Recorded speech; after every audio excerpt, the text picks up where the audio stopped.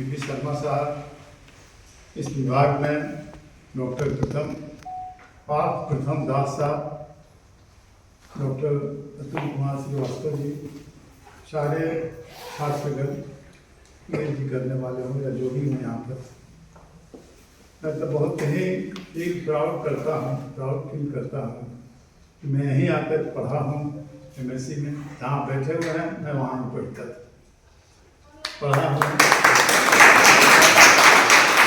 पढ़ने के बाद पीएचडी मैं यहाँ से किया हूँ, यहीं प्रोफेसर भी हो गया हूँ और यहीं से रिटायर हो महीने के आपका अंतिम तारीख को मैं रिटायर। वहाँ जहाँ भी हैं हम Bihar state university civil service commission में मेंबर के रूप में, वहाँ कुछ दिन और मेरा टेन्योर है, वहाँ कुछ दिन और रहेंगे 4-6 महीना, उसके बाद फिर रिटायर लाइफ में रहेंगे। तो बहुत सारे जो आप लोगों को जरूरत होगा, क्योंकि जितने लोग आप लोग हैं सब पीएचडी के स्टूडेंट हैं और सभी लोगों के दिमाग में रहता है कि मैं कहीं न कहीं अगर पीएचडी कर रहे हैं या तो रिसर्च इंस्टीट्यूट ज्वाइन करें या कहीं टीचर लेक्चरर प्रोफेसर बन सकें। सब लोगों के दिमाग में रहता है, क्योंकि आप इस स्टेज तक आ चुके हैं, बीएससी एमएससी किया है और पीएचडी कर रहे हैं, तो निश्चित रूप से यह आपके दिमाग में भी होगा कि मैं कहीं न कहीं प्रोफेसरशिप ज्वाइन करें। तो मैं थोड़ा सा आपको कुछ अपना अनुभव बताता हूँ जो आपके लिए बहुत ही इम्पोर्टेंट है। अगर आपको इंटरव्यू फेस करना है, आपको सिलेक्शन होना है, तो इन सब बातों पर माइन्यूटली ध्यान देने की आवश्यकता है। बहुत ही माइन्यूटली जब आप इस चीज को अगर ध्यान देंगे तो निश्चित रूप से आप अपने में अगर जज्बा बना लेते हैं कि हमको कम्पीट करना है, तो पीछे वाला कैरियर छोड़ करके भी आप आगे का कैरियर बना सकते हैं। कोई जरूरी नहीं है कि आप पीछे खराब हैं तो आगे भी खराब हो गए, ऐसा बिल्कुल नहीं होता। अगर आप कॉन्स्टेंटली आप सतत अगर मेहनत करते हैं तो निश्चित रूप से आपको सफलता मिलेगी, ऐसा मैं मानता हूँ। बहुत सारे मेरे जीवन में अनुभव है कि जो पहले सेकंड डिवीजन से पास किए थे और भी नीचे भी थे, बहुत सारे आपके पास उदाहरण हैं जो पूरे दुनिया में ऐसा हुआ है कि जो पहले जूनियर क्लासेस में अच्छा नहीं थे लेकिन बाद में विश्व वैज्ञानिक के रूप में विश्व स्तर पर उनका ख्याति हुआ। तो ऐसा बिल्कुल मानना नहीं है कि आप यहाँ पढ़ रहे हैं मगध यूनिवर्सिटी में तो दूसरे यूनिवर्सिटी से खराब स्थिति में हो जाएंगे, ऐसा नहीं है। अगर आप चाहेंगे तो निश्चित रूप से आप बहुत अच्छे जगह पर जा सकते हैं, बहुत अच्छा कर सकते हैं। इससे आपके परिवार का भी फायदा होगा, आपको सोसाइटी का भी फायदा होगा, देश। तो आप पहले तो आपको डिटर्मिनेशन करना होगा कि हम आगे अगर पीछे छूटा हुआ भी है तो आगे की चीजों को हम देखें, ध्यान से सतत मेहनत करें। कहीं भी कोई प्रोसेस अगर आपको इतना दूर तक पहुंच गए हैं कि हमको अगर साक्षात्कार देना है तो 3 चीज सबसे इंपॉर्टेंट है। आपका कम्युनिकेशन स्किल क्या है, आप कैसे वहां कम्युनिकेट करते हैं, कैसे आप बातचीत करते हैं, आप कैसे, दूसरा चीज है कि आपका प्रेजेंटेशन क्या है, आप कैसे अपने को वहां प्रेजेंट करते हैं। टीवी बोर्ड में अगर जाएंगे तो आपका प्रेजेंटेशन कैसे, आप कैसे बैठेंगे, कैसे बात करेंगे, इन सब का कम्युनिकेशन भी होना चाहिए। मतलब बढ़िया। बहुत सारे लड़के ऐसे होते हैं आए इंटरव्यू में शुरू कर दिया, आधा घंटा अपना बोल रहे हैं, वह इंप्रेशन बिल्कुल खराब कर देता है। आपको जो पूछा जाए बस उतना ही जवाब देना है, वो सटीक में। बहुत सारे हम लोग इंटरव्यू लिए हैं कि वैसे भी लोग हैं जो बिल्कुल कम बोल रहे हैं लेकिन सटीक जवाब दे रहे हैं। वैसे क्वेश्चन जो पूछा गया बस 2 लाइन में 1 लाइन में आंसर किया, उन सबका सबसे बढ़िया परफॉर्मेंस होता है। तो आपको कम्युनिकेट इतने करना है, आपको प्रेजेंट उतना ही करना है जितना जरूरत हो। कई आवेदक जो है, कई कैंडिडेट्स आए और अपना शुरू कर दिए, बस जैसे ही क्वेश्चन पूछा गया, हम लोग तो ऐसा कहते भी हैं कि उन्होंने बोला, जो भी बोला कॉन्फिडेंटली बोला लेकिन सब झूठ, कॉन्फिडेंटली मतलब कि उसको सिलेबस कोई मतलब नहीं रहा कि वो क्या क्वेश्चन पूछ रहे हैं। ऐसा बिल्कुल बहुत सारे लोग हैं, वैसा बिल्कुल नहीं करने की आवश्यकता है। क्योंकि कैंडिडेट समझते हैं कि जो इंटरव्यू बोर्ड बैठा हुआ है तो हो सकता है कि जानकारी नहीं हो, लेकिन ऐसा बिल्कुल नहीं। पूरे लाइफ का अनुभव, प्रोफेसर से रैंक से कम का कोई इंटरव्यू नहीं पड़ता। उनका 40 साल 45 साल का लाइफ का अनुभव, एकेडमिक कैरियर, सोसाइटी का, इंटरनेशनल, इतना ज़्यादा अनुभव वाले लोग बैठे रहते हैं कि आपके 2-4 बात में पकड़ लेते हैं कि आप कितना जानते हैं। तो 2 चीज़ हुआ कि आपको कम्युनिकेशन स्किल डेवलप करना है, कैसे हम बातचीत करेंगे, कैसे कम्युनिकेट करेंगे अपनी बात को, अपनी बात को बढ़िया से कैसे रखेंगे, यह बहुत इंपॉर्टेंट चीज़ है। दूसरा, आप प्रेजेंट कैसे करते हैं। कुछ लोग आता है बहुत बढ़िया से सलीके से बैठता है, बहुत बढ़िया से बैठे आप इंटरव्यू की। कुछ लोग आया अपना पैर पर पैर चढ़ा करके बैठ गया, कितना अच्छा बोलिएगा नहीं आपका खराब होता है। तो ऐसी स्थिति में थोड़ा इसको भी आपको बना कर तभी आपका ऐसा हो। तीसरा चीज है जो सबसे इंपॉर्टेंट है वो नॉलेज। आपका कम्युनिकेशन, प्रेजेंटेशन और नॉलेज। तो नॉलेज तो तभी बनेगा जब आप उसके फील्ड में जाएंगे, पढ़ाई करेंगे, तभी आपको नॉलेज बन सकेगा। जनरली 2 प्रकार के क्वेश्चन ही पूछे जाते हैं, एक आपको रिसर्च एक्टिविटीज और दूसरा जनरल नॉलेज। मतलब जनरल तो जिस सब्जेक्ट का है उसका जनरल, तो सब बेसिक चीज का। हम लोग हमेशा देख रहे हैं कि बेसिक साइंस का बहुत ही अभाव हो गया। बेसिक साइंस में, अप्लाइड वाले में, अप्लाइड जैसे साइंस है उसमें इतना कैंडिडेट है, लेकिन बेसिक साइंस में कैंडिडेट्स की भी संख्या कम है और उनका प्रेजेंटेशन भी बहुत अच्छा है, बेसिक चीजों का प्रेजेंटेशन। तो 2 चीज है, एक रिसर्च और दूसरा आपको बेसिक नॉलेज। यह बहुत इंपॉर्टेंट है। जिस फील्ड में आप रिसर्च किए हैं, जहां आप जा रहे हैं, वहां पर आप कैसे रिसर्च किए हैं इसके बारे में तो जानना है। सबसे पहला आपको, आप जाएंगे, अभी तो आप यहाँ पर कोर्स वर्क कर रहे हैं, तो जब स्टार्ट करेंगे आप थीसिस के लिए या रिसर्च एक्टिविटीज के लिए, तो सबसे पहला काम है कि लिटरेचर सर्वे होना चाहिए। लिटरेचर सर्वे बहुत इंपॉर्टेंट चीज है। जितने कैंडिडेट्स लगभग रहते हैं, चाहे किसी भी समय विषय में हो, पहला काम है कि उससे पूछा जाता है कि लिटरेचर सर्वे किया है, कौन कौन सारे किताब पढ़े हैं, कौन कौन सारे जर्नल्स पढ़े हैं आप। लिटरेचर सर्वे बहुत इंपॉर्टेंट है। और बिहार के लोगों, जो भी लड़के हैं जो बिहार में किए हैं पीएचडी, उनको लिटरेचर सर्वे के बारे में बहुत आइडिया नहीं। तो आपको लिटरेचर सर्वे करने की आवश्यकता है और आपको जानना चाहिए। लिटरेचर सर्वे में पहले तो हम लोग के पीरियड में ACS था, अमेरिकन केमिकल सोसाइटी का सब इंडेक्सिंग होता था, तो हम लोग देखते थे। आज इन सब से बहुत आगे आ गया है वेब ऑफ साइंस, स्कॉपस, इतना मतलब बढ़िया इस सब का कॉम्बिनेशन है, इतने ज्यादा है। लगभग हमको लगता है कि वेब ऑफ साइंस में 71 मिलियन आपको बहुत रिकॉर्ड्स हैं, जो सारे रिसर्च एक्टिविटीज मतलब इंपॉर्टेंट रिकॉर्ड्स। और लगभग हम समझते हैं कि लगभग 150 से 200 मिलियन आपके पास, उनके पास ऐसे भी रिकॉर्ड्स है वेब ऑफ साइंस के पास। स्कॉपस के पास इसी ढंग से है, लगभग 3,30,000 कब्जों की किताब उसके पास है, स्कॉपस के पास। स्कॉपस हर लोगों को अवेलेबल नहीं है।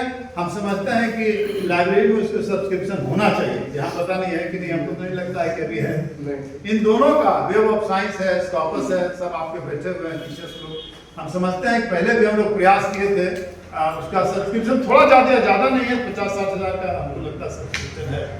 उन सब के सब्सक्रिप्शन को लेने की आवश्यकता है और आप लोगों को जरूरत है उन सबको पढ़ने की। क्योंकि एक इंपॉर्टेंट की लिटरेचर सर्वे और दूसरा है कि रिसर्च गैप। रिसर्च गैप बहुत इंपॉर्टेंट है। आप आगे का रिसर्च कर रहे हैं, जैसे देखिए, हम रिसर्च का मतलब आप क्या समझते हैं कि हमको कोई नया चीज देना है। जिस फील्ड में आप काम कर रहे हैं उस फील्ड में जितना काम हो चुका है और तब हम उसके आगे बढ़ाने का काम करें। रिसर्च एक्टिविटीज का ही मतलब कोई काम जितना हुआ है, तो दुनिया में आप जिस टॉपिक को सेलेक्ट किए हैं उस टॉपिक पर कितना काम हो चुका है, ये कैसे पता चलेगा? तभी पता चलेगा जब उसके लिटरेचर को आप देखेंगे, उसको लिटरेचर को करेंगे। तो सबसे पहला है कि लिटरेचर का सर्वे हो, कौन कौन सारे आप जिस टॉपिक को सेलेक्ट किए हैं उन सब पर क्या काम हो चुका है। अब क्या है कि जब लिटरेचर सर्वे हो जाएगा तो आगे जो आप करना चाहते हैं उसके बीच में कौन सा गैप, गैप का मतलब है कि अंतिम चीज के बाद क्या है, जितना हो चुका है उसके बाद क्या है, वो दैट इज गैप। तब गैप जब पता चलेगा तब आप आगे की रिसर्च बढ़ाएंगे। तो जितने भी इंटरव्यूअर्स हैं, जो इंटरव्यू देने वाले लोग हों, इंटरव्यू लेने वाले लोग हों, अगर रिसर्च टॉपिक आपको डिस्कशन करना शुरू करेंगे तो दो चीज के बारे में बहुत इंपॉर्टेंट चीज है कि रिसर्च लिटरेचर सर्वे किया है कि नहीं किया है, और क्या आपका रिसर्च में गैप रहा है। इफ एनी हाइपोथेसिस, अगर आपके पास हाइपोथेसिस है तो उसके बारे में भी करना है, आपको याद करना है क्या आपने हाइपोथेसिस दिया जिसको आप प्रूव करना चाहते हैं।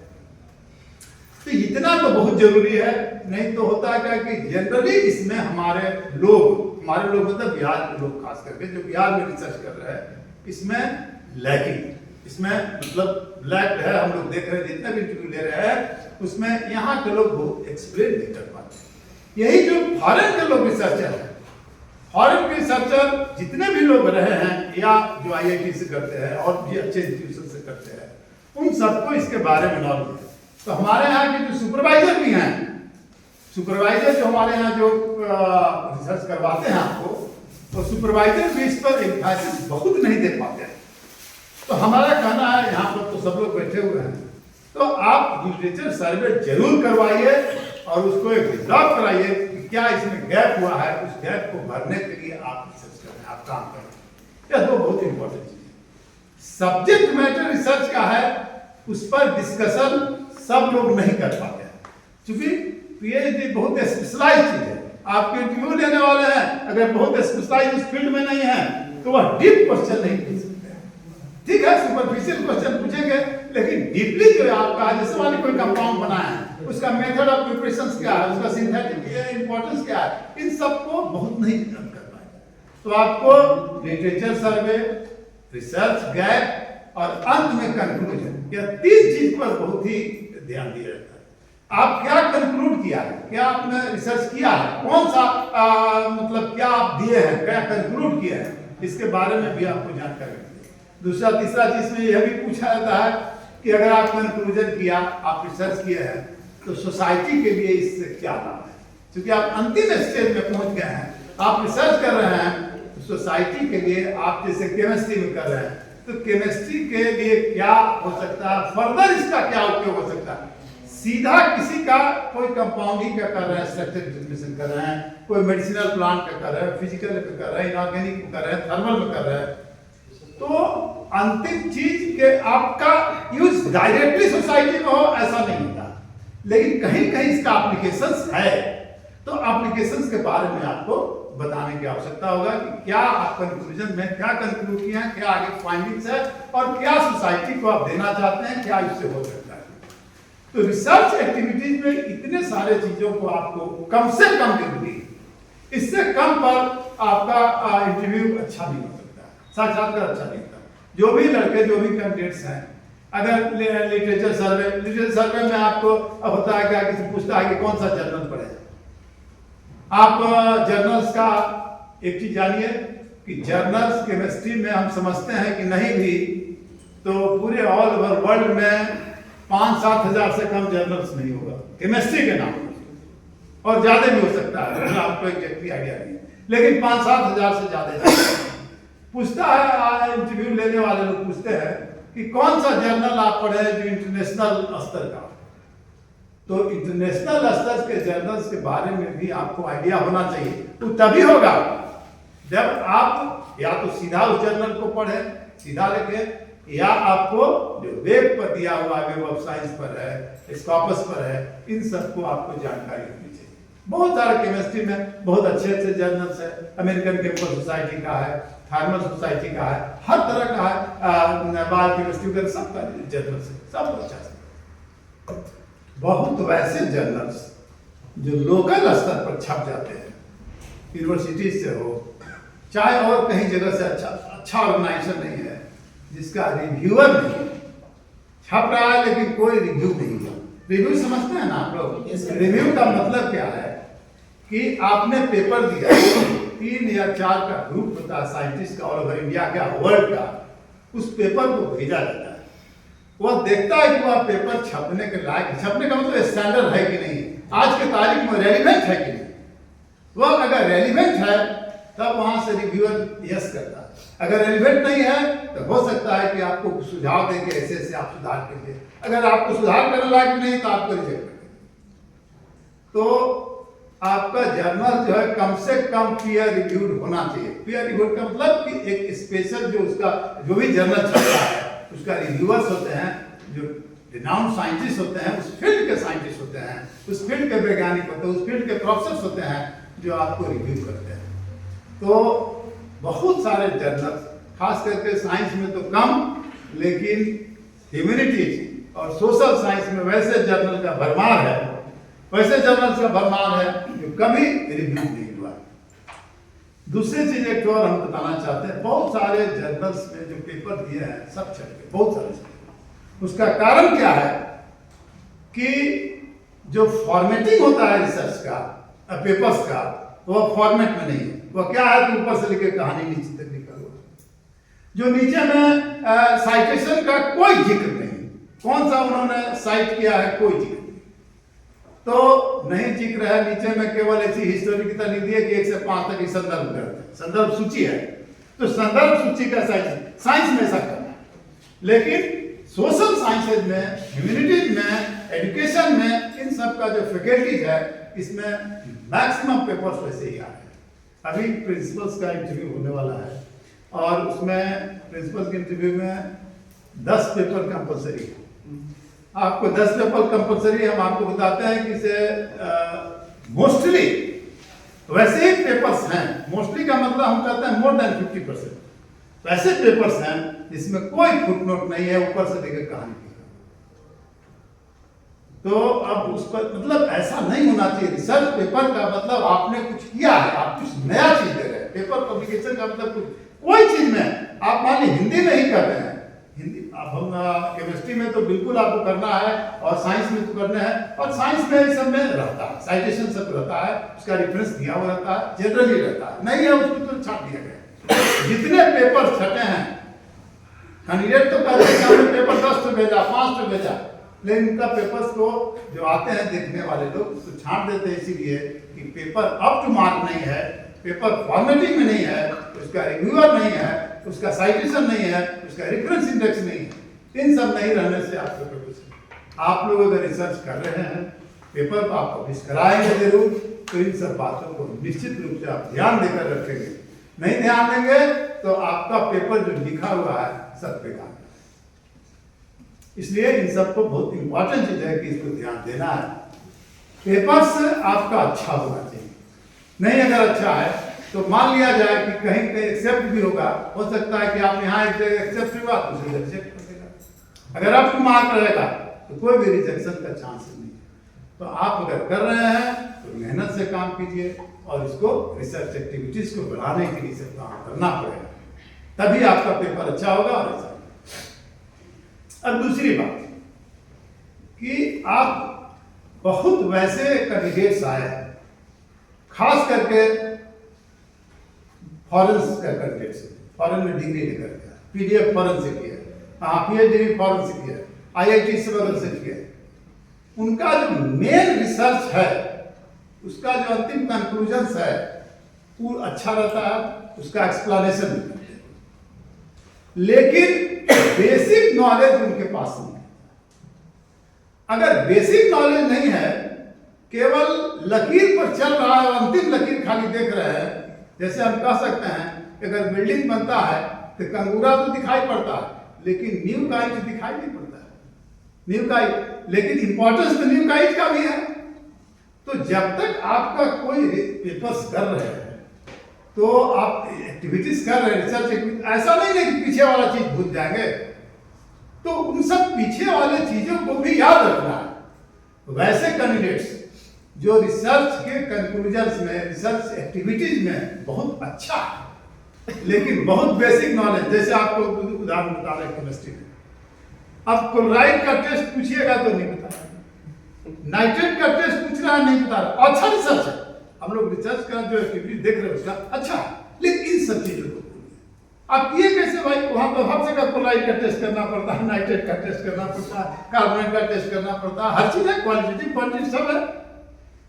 तो इन सब चीजों को आपको ध्यान रखना है। और बेसिक क्वेश्चंस जो है, बेसिक चीज जो है केमिस्ट्री का, उसको आपको हमेशा याद रखना है। वह ना आपको इंटरव्यू में काम देगा, आपको बेसिक लाइफ में भी काम देगा। आपके बच्चे हो गए, आपके बच्चे पूछेंगे केमिस्ट्री में कि बेसिक एटम क्या है, मॉलिक्यूल्स क्या है, आपको क्वेश्चन ऐसे ही पूछा है। हम आपको बताते हैं, आपको लगेगा बहुत छोटा क्वेश्चन पूछा एक लड़का से, कैंडिडेट से कि एटम, मॉलिक्यूल्स, रेडिकल्स और आयन में क्या डिफरेंस है, यही पूछा। और आपको एक दो चीज तो एक दो बताया, बाकी नहीं बताया। तो ऐसी चीजों को ये आपको हम कह रहे हैं, नॉट मतलब आपको इंटरव्यू, आपके बच्चे हो गए और चौथा क्लास, पांचवा क्लास, दूसरा क्लास में पढ़ेगा, आपसे पूछेगा कि एटम क्या है। आप केमिस्ट्री में पीएचडी किए रहेगा, अगर एटम्स नहीं बताइएगा तो आपको अपनी तरीके, आप अगर टीचर नहीं, यूनिवर्सिटी प्रोफेसर नहीं बनिएगा, असिस्टेंट प्रोफेसर नहीं बनिएगा, आप कहीं स्कूल में टीचर बनिएगा, तो वहां भी सब तो बेसिक चीजों को आपको एकदम ध्यान रखना है। आपको देखिए मैं कुछ बता रहा, जैसे आपको जनरल हुआ, एटम्स, मॉलिक्यूल्स, रेडिकल्स से तो ही है। इसके बाद एसिड बेस, दोनों में, इनऑर्गेनिक में, ऑर्गेनिक में कैसे होता है, और रिडॉक्स रिएक्शंस, ये सब बेसिक क्वेश्चंस है जो बिल्कुल नीचे के स्तर में आपको पढ़ाई है। इन सब पर आपको जो लोग भी बेसिक क्वेश्चन का आंसर दिया है, उसको 15 में 4-5 तो कुछ नहीं बोलने पर मिलता है, लेकिन अगर बहुत अच्छा भी बोला है, बेसिक नहीं गया तो उसको भी 4-5, लेकिन अगर दोनों लोग बोला है उसको आपको 10, 11, 12, 13 सब। तो आपको इन सब चीजों को, आपको एसिड बेस का, रिडॉक्स रिएक्शंस का, एटॉमिक स्ट्रक्चर्स का, श्रोडिंगर वेव इक्वेशन आपको बताते हैं कि इसे बहुत कम लोग बोलने वाले हैं, बहुत कम पूछा जा रहा था सबसे। श्रोडिंगर से यहाँ तो सब कुछ पढ़ना है, उसका पूरा निकालना है, तो हमें घर हर चीज पढ़ना है पूरा, खास करके फिजिकल्स वगैरह बहुत भारी है, वेव थ्योरी का। तो इन सब का वहां पर बेसिक क्वेश्चन है, हाइजेनबर्ग अनसर्टेनिटी प्रिंसिपल्स है, और ये सब है, आपको 2-3 प्रिंसिपल्स है वहां पर, इलेक्ट्रॉनिक कॉन्फ़िगरेशन का प्रिंसिपल्स है, होम्स रूल है, प्रिंसिपल है। इन सब को हम समझते हैं कि 5% से ज्यादा लोग नहीं बता पाए। तो इन सब चीजों को तो आप बड़ा बड़ा रिसर्च कर रहे हैं, आप आयरन के इलेक्ट्रॉनिक कॉन्फ़िगरेशन लिख पा रहे हैं। तो इन सब चीजों को आपको ध्यान देने की जरूरत है।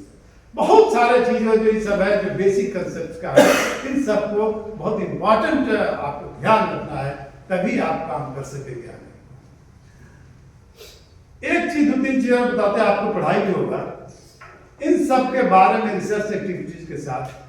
What do mean by citation, what do mean by citation index, impact factor of journal, H index, इन सब को बारे में एकदम आइडिया होना चाहिए।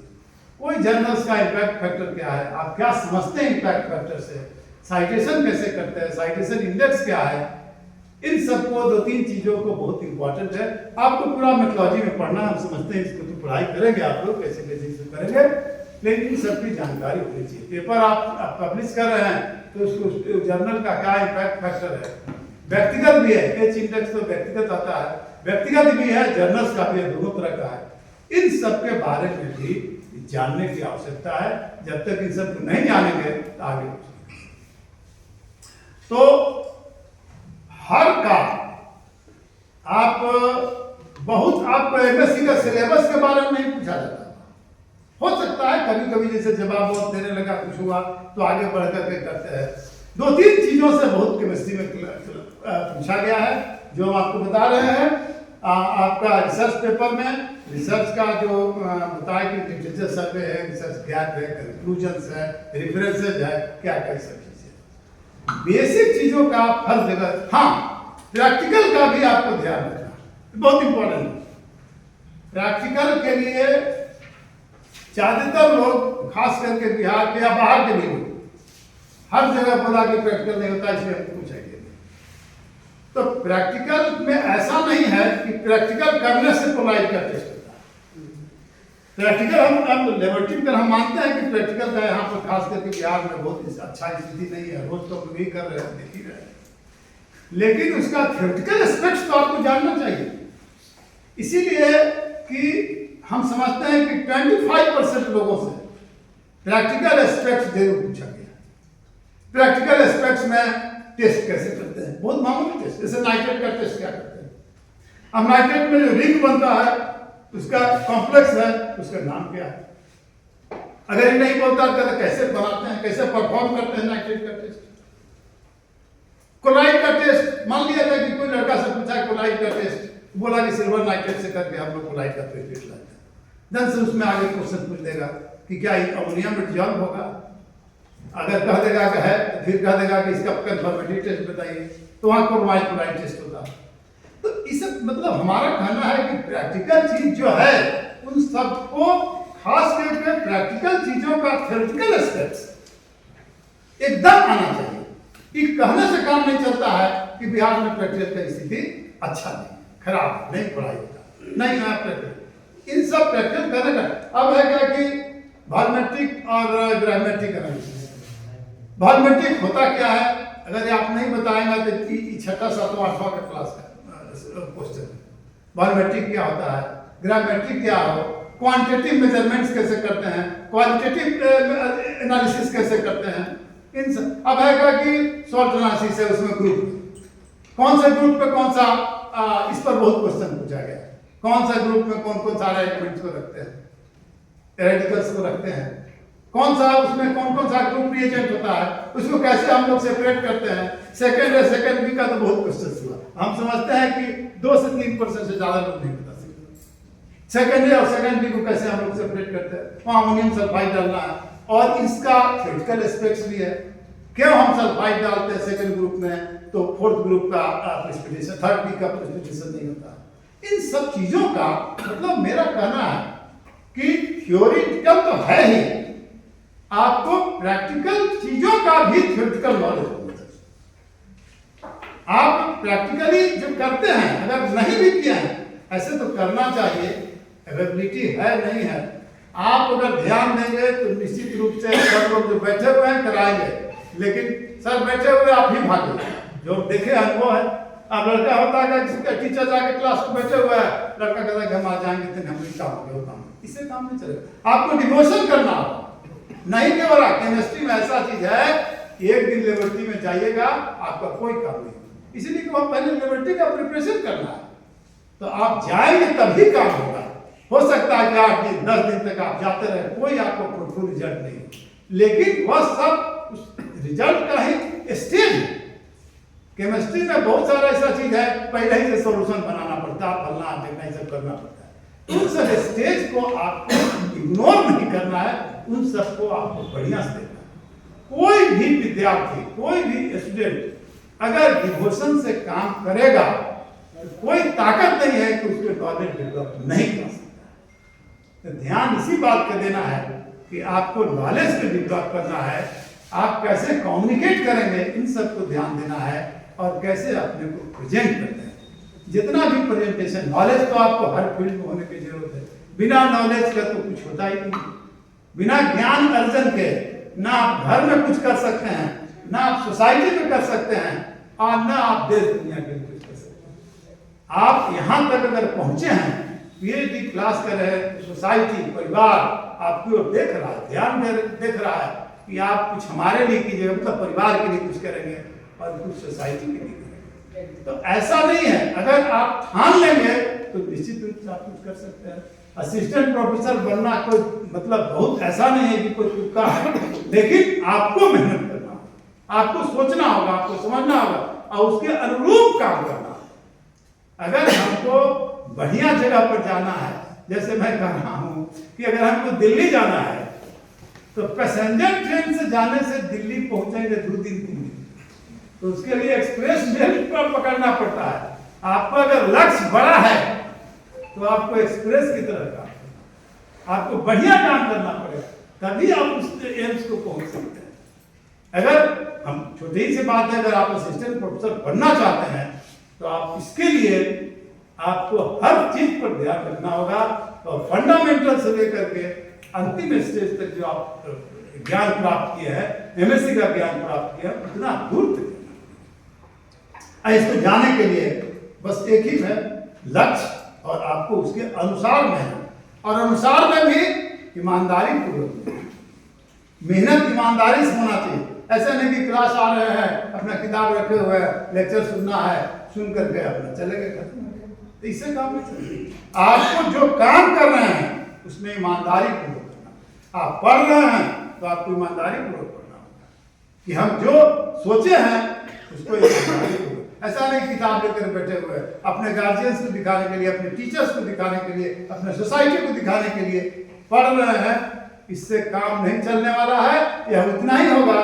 पैसेंजर ट्रेन की तरह होगा। आपको पहुंचना है दिल्ली तो हो सकता है कि बनारस में उतरेगा। तो ऐसा नहीं करने की आवश्यकता है। आप अभी इस लेवल पर पहुंच गए हैं, आप हाईएस्ट लेवल पर पहुंचे हैं स्टडी का। पीएचडी हाईएस्ट लेवल होता है, एमएससी हाईएस्ट लेवल है, उसके बाद पीएचडी तो उससे भी ऊपर है।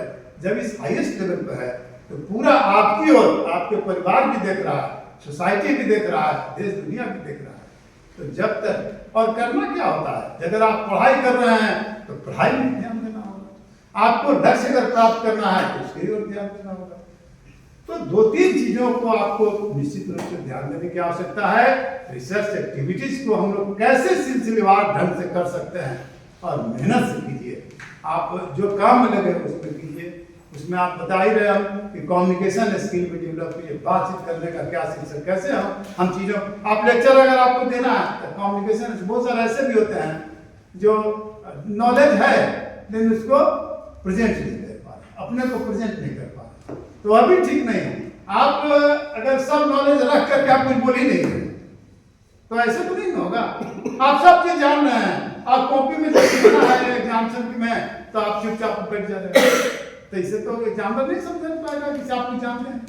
तो कम्युनिकेशन बहुत जरूरी है, प्रेजेंटेशन भी उसी ढंग जरूरी है, और सबसे इंपॉर्टेंट है कि नॉलेज गेन करना है। अगर नॉलेज आप गेन कर लेंगे तो निश्चित रूप से आपको सफलता मिलेगी।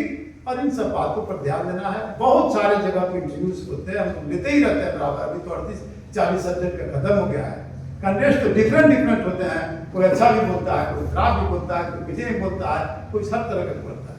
तो ऐसा उसमें कुछ नहीं है। आप अगर अपने को प्रोजेक्ट करते हैं ठीक से तो आपको निश्चित रूप से सफलता मिलेगी।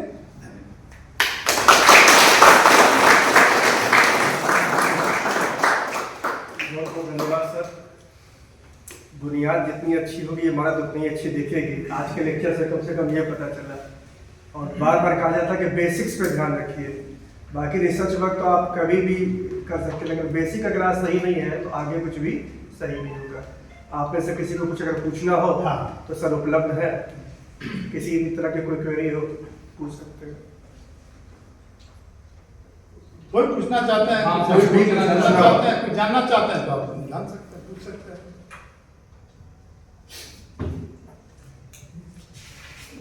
किसी को कुछ नहीं पूछना है? ठीक। इस स्पेशल लेक्चर के जो प्रेरणा स्रोत रहे हैं वो हमारे विभाग अध्यक्ष महोदय रहे हैं, जो हमेशा हम लोग को इनकरेज करते हैं कि इस तरह का कोई ना कोई कार्य किया जाए विभाग में। आप लोगों का जब इंडक्शन हुआ था तो उसी समय इंस्ट्रक्शन दिया गया था कि शनिवार का दिन जो है वो सेमिनार के लिए रिजर्व किया गया है। या तो कोई रिसोर्स पर्सन आपको देंगे या फिर आपको ही कुछ ना कुछ बोलना होगा। लेकिन उसके लिए कहा गया था कि ये 3-4 महीने या 2-3 महीने बाद ही प्रोसेस शुरू होगा। तो आज इसका पहला कड़ी था जिसमें गहरी सर ने हम लोग को एक आदेश दिया कि एक स्पेशल लेक्चर ऑर्गेनाइज करना है। हम लोग ने किया है। अब लास्ट में सर से रिक्वेस्ट है विभाग अध्यक्ष महोदय से कि वोट ऑफ थैंक्स के लिए सर थोड़ा बच्चों को भी आशीर्वचन दें। तो हम तो शुरू करते हैं गायत्री मंत्र से। तो एक बार हमारे साथ गायत्री मंत्र आप भी बोलिए, समझे? और उसके बाद सर को ओम भूर्भुवः तत्सवितुर्वरेण्यं भर्गो देवस्य धीमहि धियो यो नः प्रचोदयात्। गुरु ब्रह्मा गुरु विष्णु गुरुदेव महेश्वर गुरु साक्षात् परब्रह्म तस्मै श्री गुरुवे नमः। अखंड मंडलाकारं व्याप्तं येन चराचरं तत्पदं दर्शितं येन तस्मै श्री गुरुवे नमः। तो हमारे रिस्पेक्टेड बड़े भाई उपेंद्र बाबू, हमारे कलीग अतुल जी और पार्थ जी, तुम लोग देवतुल मेरे विद्यार्थी एवं छात्र हैं।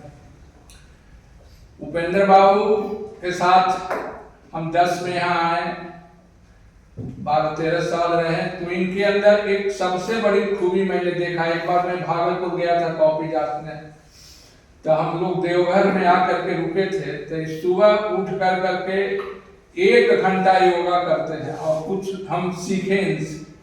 तो जीवन में अगर तुमको आगे बढ़ना है तो सबसे बड़ी चीज है सेल्फ डिसिप्लिन रहो।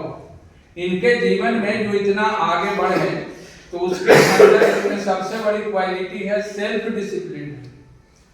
समझे कि हमको 1 घंटा योगा करना है तो करना है, ये नहीं। और उसमें टाइमिंग है कि इस समय सवेरे जगेंगे तो 1 घंटा टाइम को देना है। और काफी अच्छे माने मुंगेर जो योगा यूनिवर्सिटी है वहाँ के सानिध्य में इन्होंने योगा का अपना ट्रेनिंग लिया और उसको मेंटेन करते, कंसिस्टेंट है। तो कोई भी साधना में सबसे बड़ी जरूरी चीज क्या है कि कंसिस्टेंसी और लॉन्गिविटी। आप निरंतर रहिए और लंबे समय तक करते रहिए, तभी उस साधना क्या होता है पक्का। तो सबसे बड़ा दूसरी चीज है कि एज ए टीचर ऑनेस्ट रहे।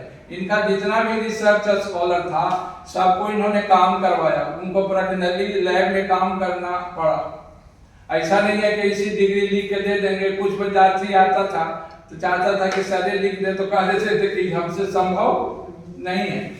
और ऑनेस्ट रहे कि नहीं कि अब आप हमारे अंडर में रिसर्च कर रहे हैं तो पैसा देकर के लिख देंगे, कुछ नहीं। आपको काम आके करना होगा, रहना होगा और तभी आपका डिग्री मिलेगा। जहां भी रहे, इन्होंने इंस्पेक्टर ऑफ कॉलेज साइंस भी रहे, CCDC रहे, तो अपनी ऑनेस्टी जो इनका था उसको इन्होंने मेंटेन रखा ऑलवेज। और सबसे बड़ी चीज इनमें है कि पॉजिटिव रहे, सॉफ्ट स्पोकन रहे। पढ़ने लिखने से मतलब है मैंने आज का जो टीचर है कि पढ़ाई छोड़ करके सब में DSC हैं, तो नहीं, इन्होंने एक प्रिंसिपल जीवन दिया कि नहीं हमको इस पाथवे पर चलना है तो चलना है। दूसरा, इस दुनिया में एक चीज उधार मिलता है जिसका नाम संस्कार। तो इनके पिताजी भी जो है से जो इनको विरासत में जो संस्कार मिला उसको ये आगे बढ़ाते जा रहे हैं। एक बार मगही का हर साल प्रोग्राम करवाते हैं, एक बार नेपाल में करवाए जनकपुर धाम में, तो वहां पर भी इनका एक स्पीच हुआ था मगही में। पूरा वहां का ब्रॉडकास्टिंग जो काठमांडू का जो है नेपाल का किया था इनका इंटरव्यू। और एज ए टीचर पढ़ने लिखने से मतलब है क्लास लेना है, क्लास जाना है, नहीं कहीं नहीं जिसे अननेसेसरी बोलना है ना, झूठो ऐसी काम अड़े। सबसे ज्यादा एनर्जी कहाँ खर्च होता है? ज्यादा बोलने से। कम बोलना, मृदुभाषी बोलना, और एक कहे कि सर आपको आना है तो सब काम छोड़ करके इतना व्यस्त शेड्यूल इनका है।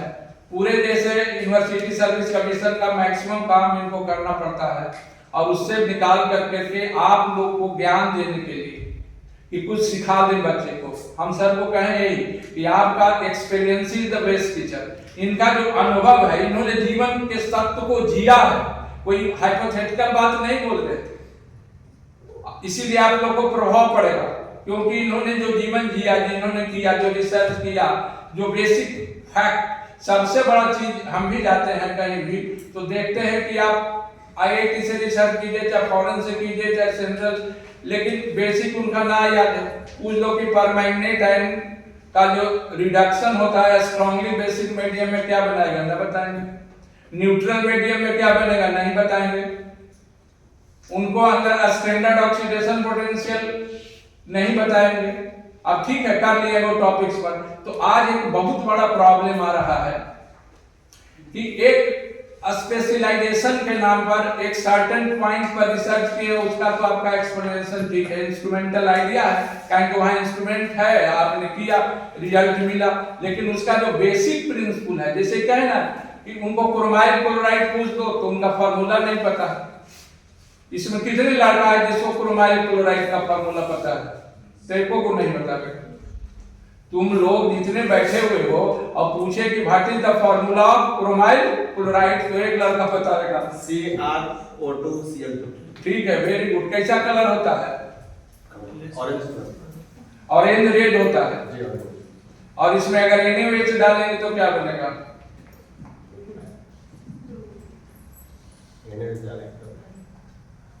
सोडियम क्रोमेट बनता है। यस सर, दोनों Cl OH में कन्वर्ट हो ना जाता है। छोड़ो। तो कहने का मेरा मतलब है कि सब पर्टिनेंट क्वेश्चन पूछा जाता है रिंग टेस्ट में। IIT में 2-3 बार क्वेश्चन 4 नंबर पे आया है कि what is the formula of the complex form during brown ring test. वहां पर what is the oxidation state of iron. Nickel +2 dimethyl glyoxime से रिएक्ट करता है, जो कॉम्प्लेक्स बनता है उसका स्ट्रक्चर क्या है, उसका मैग्नेटिक प्रॉपर्टी क्या है।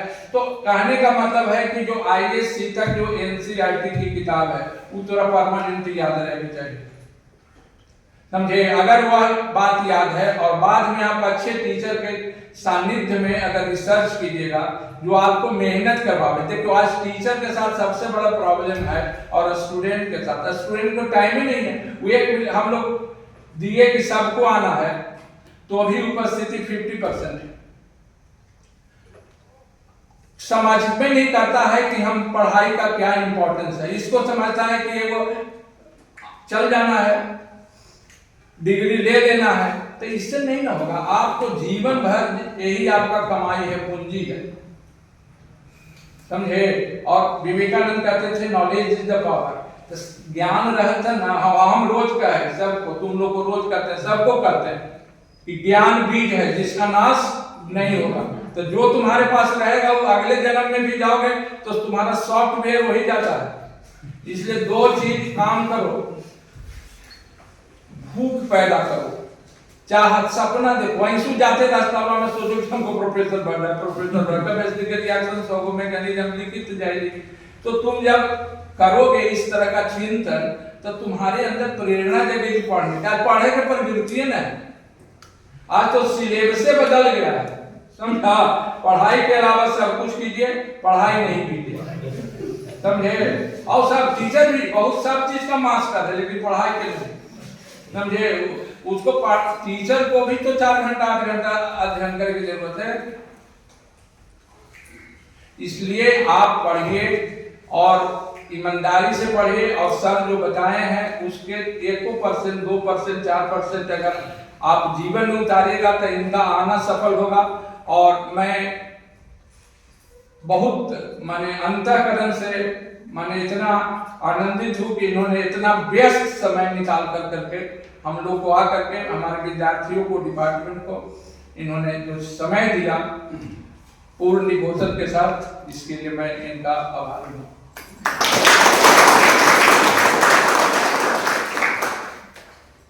कार्यक्रम में समापन किया जाए। और इसके पहले आप लोग एक कागज पे अटेंडेंस दे दीजिएगा। 41 स्टूडेंट्स प्रेजेंट हैं इस वक्त, 41 से 42 नहीं होना चाहिए, इसलिए अपना ही रोल नंबर लिख करके वहाँ दीजिएगा। वापस बैठे हुए हम लोग, ठीक है। हाँ, आज का अटेंडेंस आप लोग का मिलेगा जो उपस्थित है, वो अटेंडेंस सर क्या सर फोटो ग्रुप करवा दीजिए। हाँ करवा लीजिए, और अच्छी बात है। आज ये सब सर